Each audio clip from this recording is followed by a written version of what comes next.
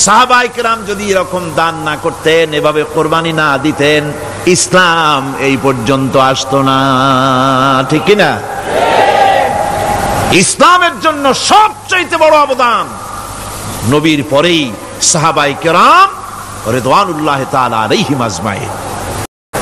কোন কোন শহর আছে কোরবানির সময় বিরাট গরু কেনা হয়, সেই গরুর গলায় মালা দিয়া তারপরে শহরের রাস্তায় রাস্তায় ঘুরানো হয়, অমুক মিয়া সাহেব এই গরুটা কোরবানি করবে। এরকম চিটাগংয়ে হয় না, অন্য অন্য জেলায় হয়। জি, এখানেই বেশি তাই? আশ্চর্য কথা। তাহলে তো উচিত, এরকম যদি উদ্দেশ্য হয় তাহলে বড় মিয়া গরুর সাথে একসাথেই হাঁটা উচিত, লোকেরা বুঝুক কোন বড় মিয়া আর কোন বড় গরু। আপনি এটা করলেন কি জন্যে? এই কাজটা তো নিন্দনীয় কাজ। আর প্রতিযোগিতামূলক কোরবানি করা, প্রতিযোগিতামূলক 35,000 টাকার গরু কোরবানি করা হলো, মানে নাই। মানুষকে শুনাইয়া, মানুষকে দেখাইয়া যদি করা হয় কোনো ফল পাওয়া যাবে না। আমার বন্ধুগণ, আল্লাহ রাব্বুল আলামিন বলছেন মানুষকে দেখাবার জন্য দান সদকা করো না। ইন তুবদুস সাদাকাতি ফানি'ম্মা হিয়া ওয়া ইন তুখফুহা ওয়া তু'তুহাল ফুকারা ফাহুয়া খায়রুল লাকুম ওয়া ইউকাফিরু আনকুম মিন সাইয়্যাতিকুম। প্রকাশ্যভাবে খরচ করলে তা ভালো, আল্লাহ পাক বলছেন প্রকাশ্যভাবে খরচ করলে তা ভালো, কিন্তু গোপনে দান করা সবথেকে উত্তম। তবে প্রকাশ্যে দান করতে গিয়ে যদি এটা এই জন্য হয় যে আমি দিলে পরে আরো একজন উৎসাহিত হয়ে দেবে, সমাজ কল্যাণ পরিষদের এত বড় বিশাল মাহফিল, 16 লক্ষ টাকা খরচ হবে, দিলাম আমি 1 লাখ টাকা, এটা শুনাইয়া বলার পর আমার কথা শুনিয়া আরো যাদের টাকা আছে তারা হয়তো 2 লাখ দেবে, এই চিন্তা করে যদি তারগিবের জন্য, উৎসাহ প্রদানের জন্য, ইন্সপিরেশনের জন্য যদি হয়, এই নিয়ত হলে ক্ষতি নেই। কিন্তু সর্বাবস্থায় দানটা গোপন হয় ভালো। আল্লাহ পাক বলেন গোপনে যদি তুমি দান করো তাহলে আমি রব্বুল আলামিন ওই গোপন দানের বিনিময় তোমার সমস্ত গোপনীয় গুনাহগুলি আমি রব্বুল আলামিন মাফ করে দেব। আমার ভাইরা, হযরত ইব্রাহিম আলাইহিস সালামের কথা আল্লাহ পাক কোরআনে কারিমে বলছেন সবর কারে কয়, দেখো শেখো সবর কারে কয়। আল্লাহ পাক বললেন ইব্রাহিম তোমার বিবি আর তোমার নবজাতক এই সন্তানকে রেখে আসো মক্কা নগরীতে। তিনি চলে গেলেন, সেখানে ঘর নাই, বাড়ি নাই, কিচ্ছু নাই, চতুর্দিকে ধুধু বালু আর মরুভূমি। হযরতে হাজরা বলছেন ইব্রাহিম সামান্য পানি আর খাবার দিয়া আমার সন্তান শুদ্ধ এখানে রেখে যেতেছো, আমি কি অপরাধ করেছি? কোনো জবাব নাই। 2 বার 3 বার বলার পরে হাজরা বলছেন ইব্রাহিম গো, তবে কি আমার আল্লাহর হুকুম মতো আমারে রেখে যাচ্ছ নাকি? হযরত ইব্রাহিম আকাশের দিকে আঙ্গুল উঁচু করলেন, কথা বলবেন বাক শক্তি বেরোচ্ছে না। 80 বছর বয়সের সময় একটা বাচ্চা আল্লাহ তারে দিছেন, আর এমন বাচ্চা পয়গম্বরের ছেলে, কি সুন্দর চেহারা, মরুভূমির উপরে ফালাই দিয়াছো, ফালাই দিয়ে রওনা হয়ে যাচ্ছেন, মুখ দিয়া কথা সরছে না, আকাশের দিকে দেখালেন। হযরত হাজরা বুঝতে পারলেন।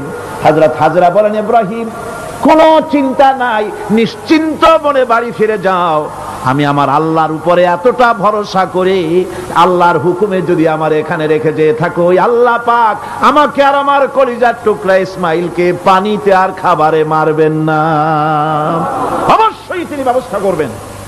হযরতে হাজরা পানির জন্য দৌড়দৌড়ি করলেন, সাফা মারোয়, আপনারা জানেন, সব জানা কথা, সাফা মারোয় দৌড়িয়ে দৌড়ি। এই যে পানির জন্য হাজরা দৌড়াইলেন, আল্লাহর কাছে খুব নাপছন্দ হয়েছে নাকি? এমন পছন্দ হইল আল্লাহর কাছে, কিয়ামত পর্যন্ত তার এই বান্দির আমল, এই দৌড় আল্লাহর কাছে এমন পছন্দ হয়ে গেল, কিয়ামত পর্যন্ত সমস্ত হাজীদের জন্য আল্লাহ ওয়াজিব করে দিল, দৌড়াও, আমার হাজরা যেমন দৌড়াইছে সেই রকম দৌড়াও।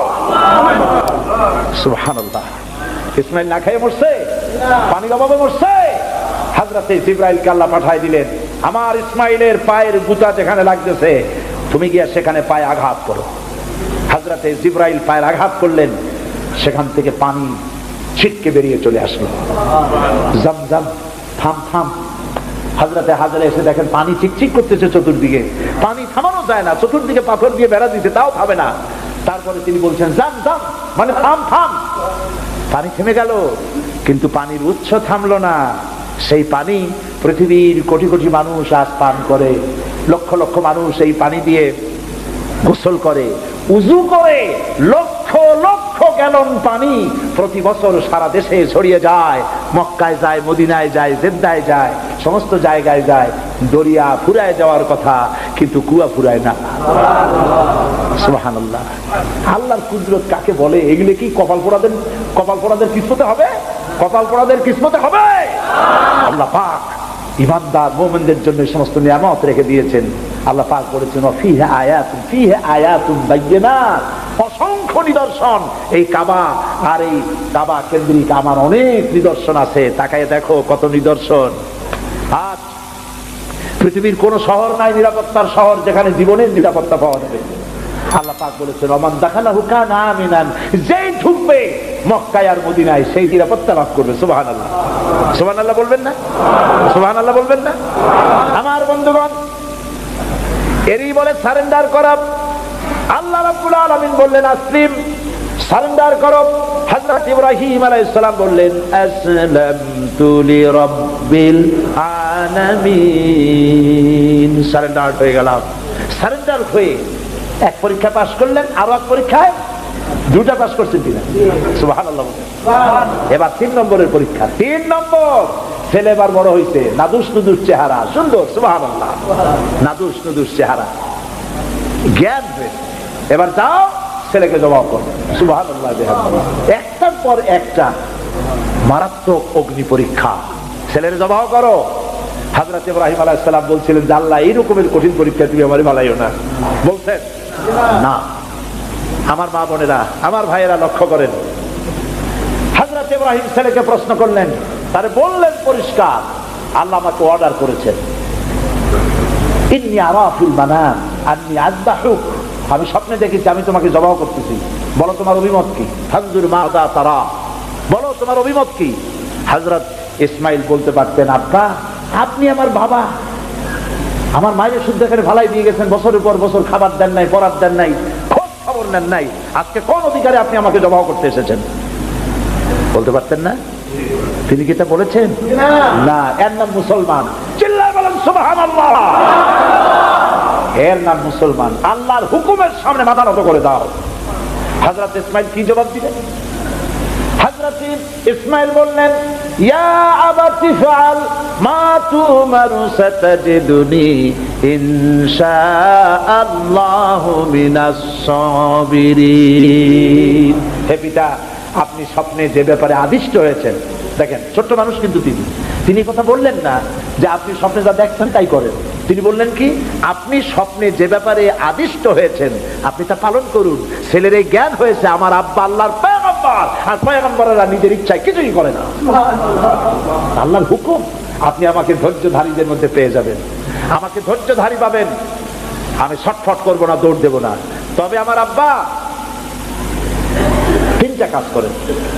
জবাহ করার সময় আমার হাত পা বাঁধেন, যাতে করে জবাহের বেদনায়, যন্ত্রণায় আমার হাত পা আপনার গায়ে লাগলে আমার বেয়াদবি হয়ে যেতে পারে।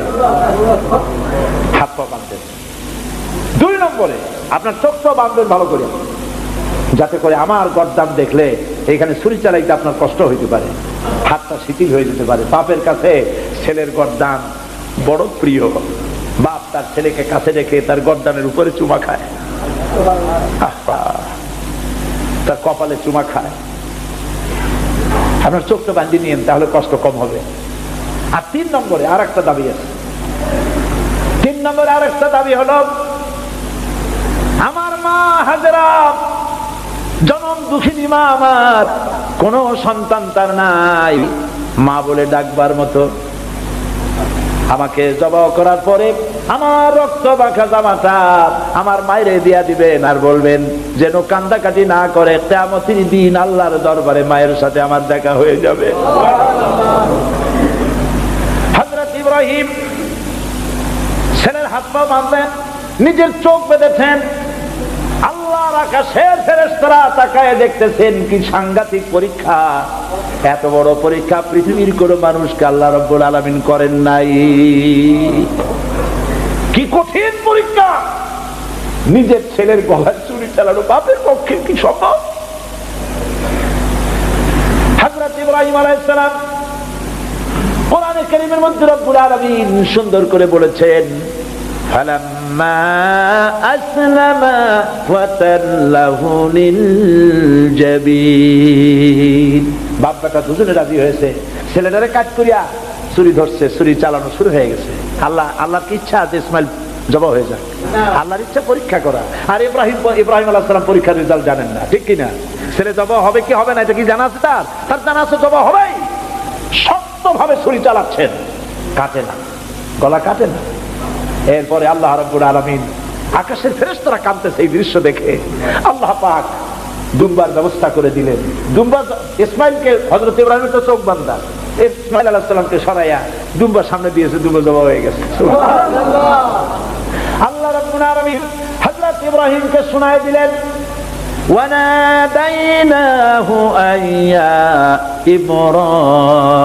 ইব্রাহিম قد صدقت الرؤيا إنا كذلك نجزي المحسنين।